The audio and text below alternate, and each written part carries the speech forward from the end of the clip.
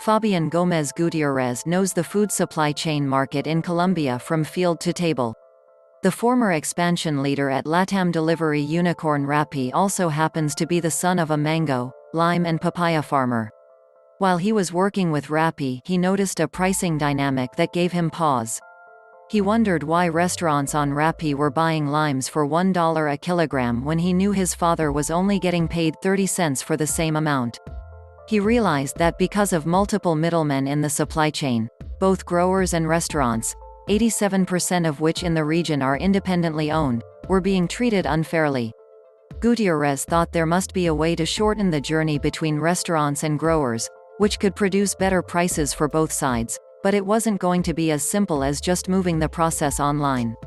The then current system largely consisted of offline transactions with restaurants sourcing their products from multiple local markets that contained merchants selling from numerous small-scale farms. At the beginning we tried to create an app for farmers to use and it was a big failure, Gutierrez tells Forbes. Next he realized he could communicate with them over WhatsApp because many were already users of the service. Once the growers were in the system he was able to launch Frubana, a B2B marketplace for restaurants and retailers to buy directly from growers and manufacturers.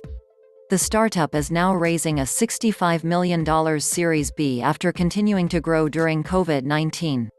The round was led by Hans Tung of GGV Capital with participation from existing investors including SoftBank, Tiger Global Management and Menashes, in addition to new backer Lightspeed Venture Partners.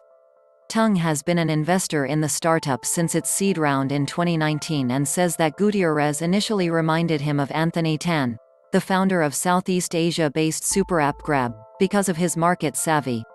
Tung adds that he also sees a long runway ahead for the company.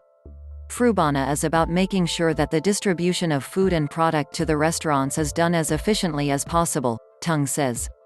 What's interesting about this is that what they are supplying to the restaurants could expand beyond food to more items over time. It's very interesting to see what Frubana can become. When COVID-19 hit last year, restaurants were pummeled and Frubana was coming off of a year of 15x growth.